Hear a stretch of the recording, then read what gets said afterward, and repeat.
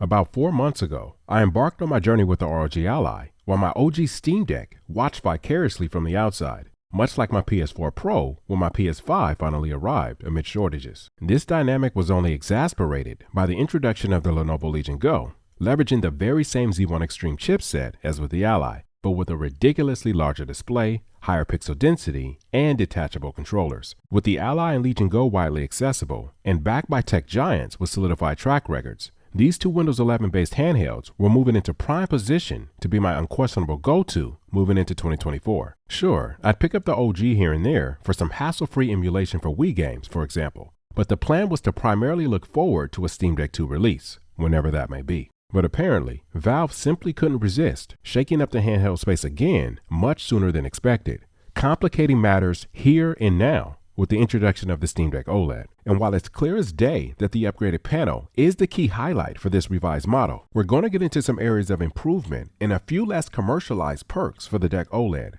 that as a result are catapulting the Deck yet again as a solidified contender to the Z1 Extreme Kings.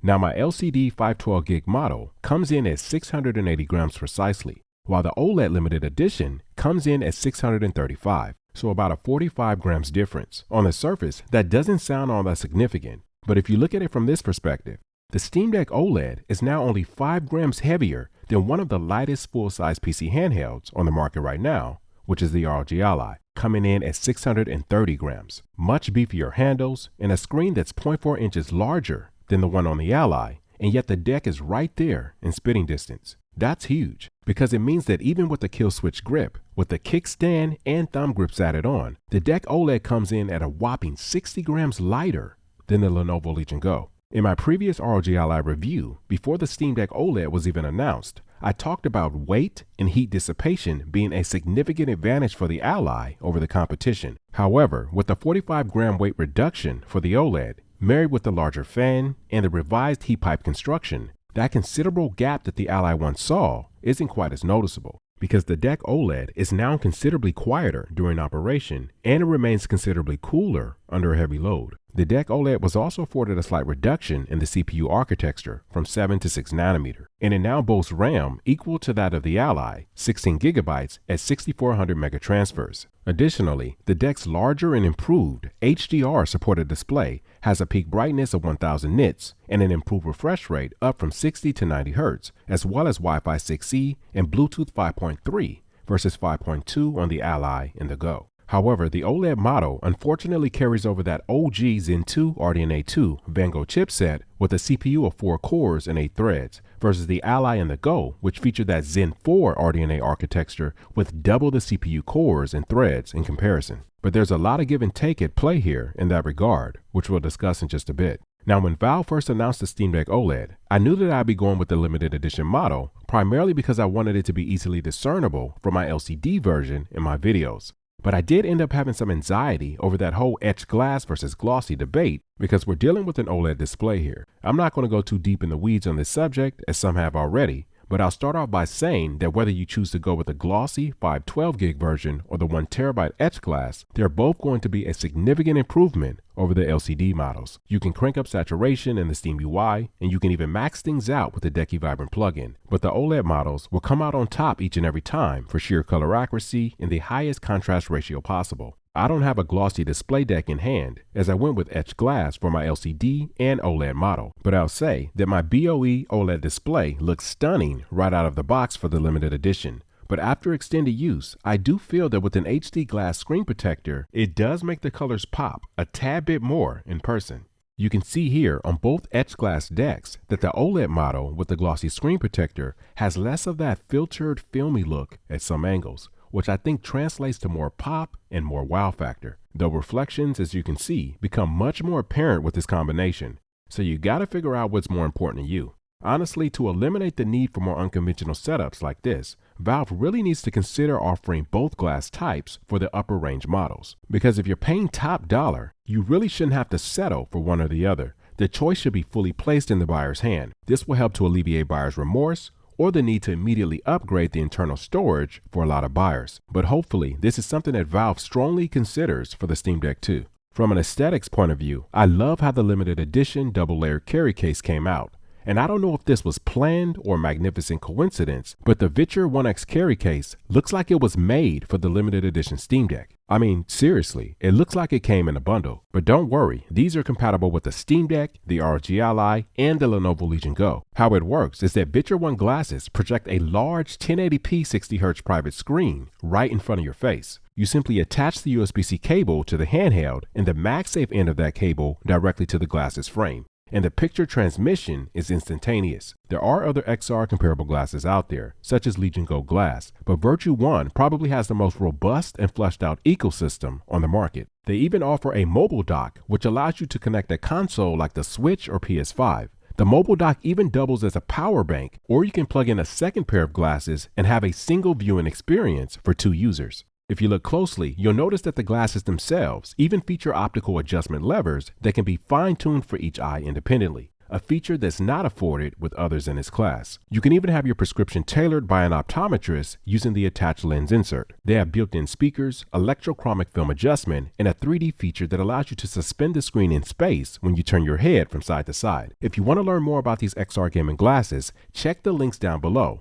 And trust me, your neck is going to thank you. Anyway, the limited edition carry case looks awesome, but I was super disappointed to discover that it doesn't accommodate rubber grip cases like the Kill Switch and the Satisfy Stylus. So instead, I've actually been using the Skull & Co Max carry case for Steam Deck and ROG Ally with their new ergonomic grip case. The Max carry case is one of the most innovative I've seen to date of its kind. It has adjustable side partitions so you can accommodate battery banks and power bricks of various sizes like the Nexode Pro 100 and 160 watt chargers that just dropped. These UGREEN Pro chargers are top of the line right now with intelligent power distribution at blazing charging speeds. The 160 watt charger is an absolute beast. It can evenly distribute 65 watts simultaneously to USB-C port 1 and 2 and 30 watts to that third port all at the same time.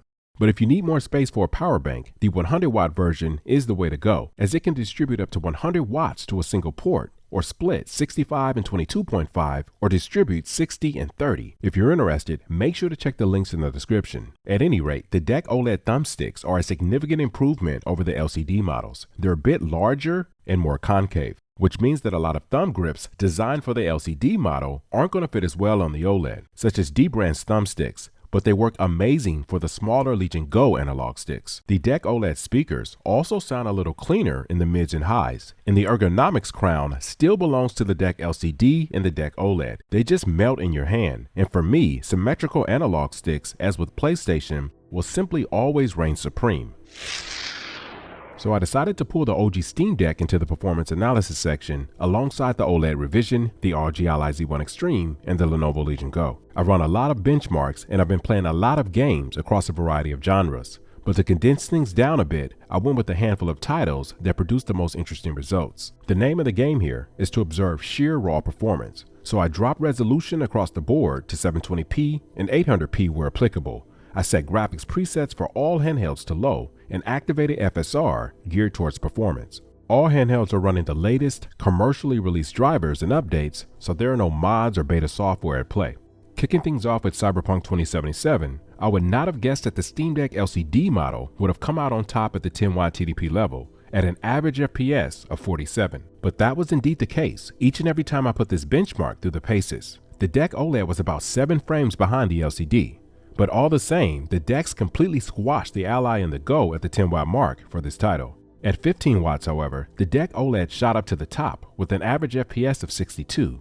As expected, both the Ally and the Go also saw immediate gains, but the Ally was much more impressive, coming only 4 frames behind the Deck OLED. Moving into the 25-watt territory, far beyond the limits of the Deck, the ROG Ally just barely inched out the Lenovo Legion Go at 77 average FPS versus 76 for the Go. But going all out at 30 watts, the Legion Go actually created a little bit of separation with an average FPS of 90 versus 82 for the Ally.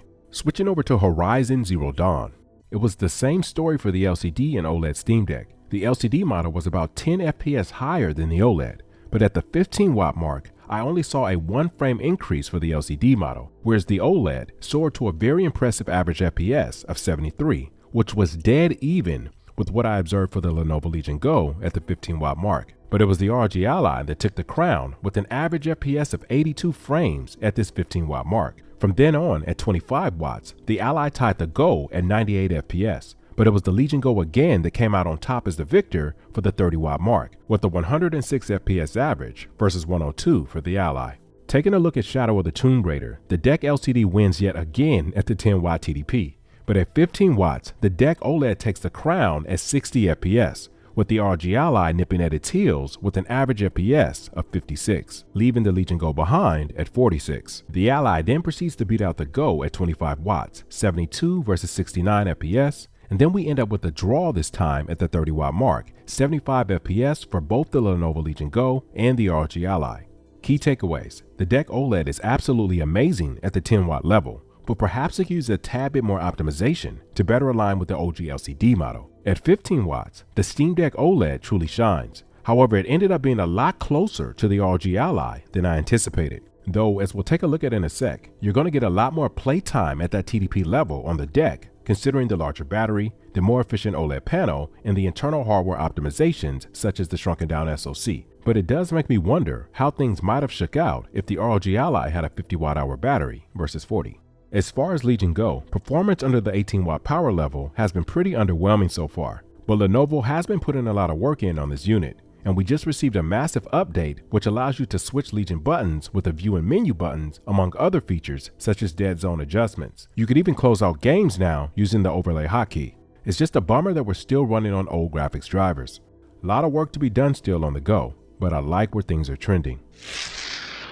Now, when comparing the DEC to other heavy hitters in the space, the DEC OLED falls short behind the Ally and the Legion Go in terms of display sharpness due to the carried over 800p resolution. But the upgraded DEC panel refresh rate from 60 to 90 Hz is actually a more significant improvement than I envisioned when the OLED model was first announced. Lighter games and indie titles will obviously have the biggest gains, but as shown in the performance graphs, I'm seeing an 8 to 10 FPS increase for the OLED model over the LCD for AAA games when clocking a 15-watt TDP with modest settings. And it's doing this much more efficiently. It's not every day that you can expect to see these kinds of performance gains with an increase in power efficiency. At a 10-watt TDP, averaging 48 frames per second on Cyberpunk, I've been able to squeeze out almost 3 hours of gameplay on the Steam Deck OLED before reaching for a charger. At that same TDP level, do you know how much time I'm getting on the Ally and the Go? 1 hour and 49 minutes for the Ally and 2 hours and 7 minutes for the Go. And at 15 watts for the OLED, I was able to pull in about 2 hours and 4 minutes. I've gotten a little more than half of that for the Ally and the Go. And these are best case scenarios, so when you start pushing 20 watts and up, battery life just gets worse and worse. So yeah, I love the higher resolution and refresh rate panels coupled with the Z1 Extreme chipset.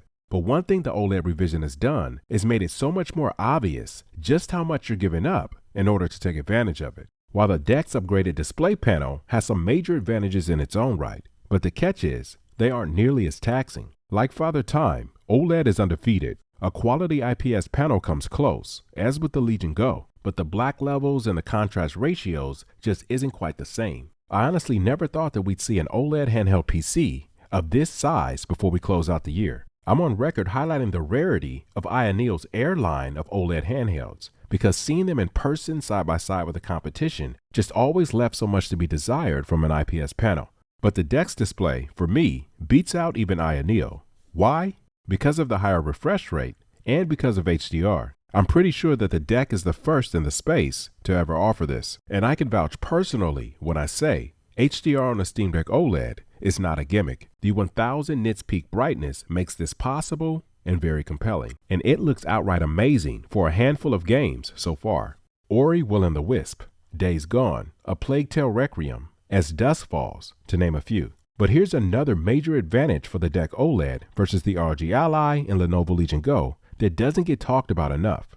Chiaki for DEC. For those less familiar, Chiaki is an open source software client for PS5 and PS4 that allows you to use PlayStation Remote Play without the need for an official PlayStation controller. Chiaki is available for both Windows and Linux, but Chiaki for DEC, as the name implies, is exclusive to the Steam Deck. And it's imperative to get the best experience for games that require touchpad swipe gestures. Using community controller profiles, you can treat the Steam Deck touchpads just like the PlayStation touchpads. You can even have the back buttons or the touchpads act as a PS controller home button. Since I received the deck OLED, I've been playing a lot of Spider-Man 2 and God of War Ragnarok on it, and I've been having a blast. Now, neither OG Shiaki nor Shiaki for deck are new. They've actually been around for a few years now, but what is a new addition to this setup is Shiaki for deck HDR support, which was made available in a recent update early this month. Guys, this means that you can remote play on your Steam Deck OLED with the PS Swipe features and HDR enabled. One could even argue that this gives the deck OLED a leg up over the official Remote Play PlayStation Portal device,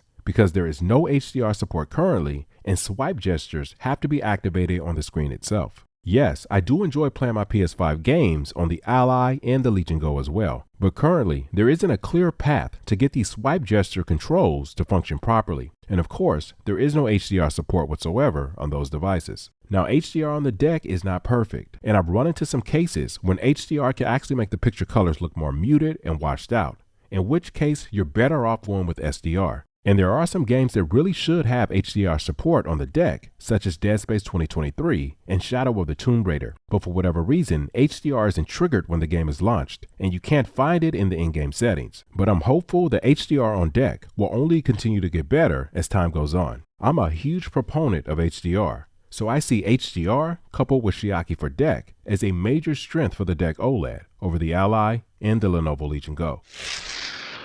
Moving forward, as we head into 2024, I think the best question you can ask yourself when weighing the pros and cons of these three awesome PC handhelds is how you plan to use them.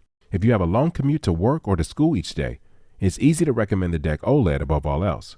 But the truth is, the rabbit hole goes much deeper than that, because there are many other factors to consider, such as anti-cheat software and native Game Pass gaming, which is unsupported on Linux, or less compatibility for Linux as compared to Windows OS. Whether it's these factors that move you, or you simply want to remove the PC quirks of Windows in favor of a console feel, whatever it is, it complicates matters, and it's the reason that some people perform a dual boot. Or maybe you couldn't care less either way, or you're simply determined to play the most powerful PC handheld available, regardless of settings or situation.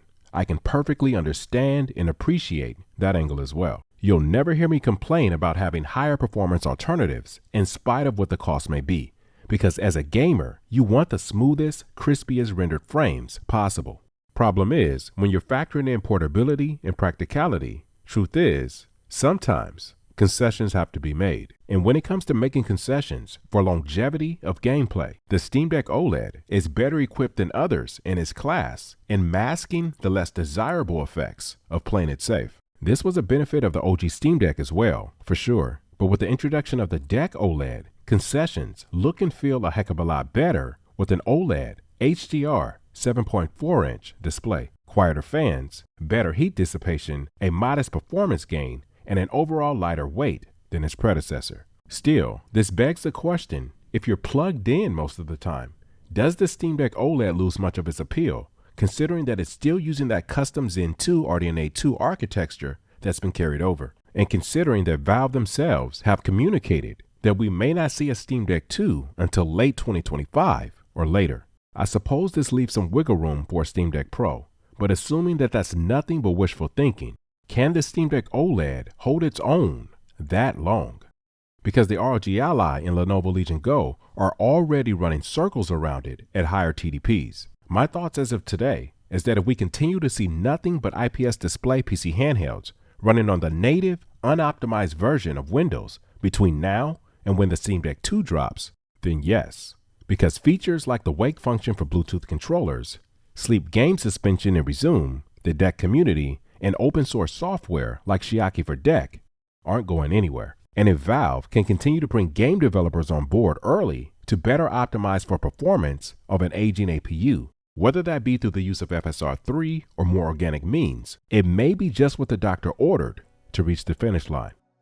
Before I wrap, I really want to hear from you guys. I know these kinds of videos can bring out the teams, but above all else, the most important team is team gaming. If you made it to the end of this video, drop that comment down below. And then drop the team that you're riding with into 2024.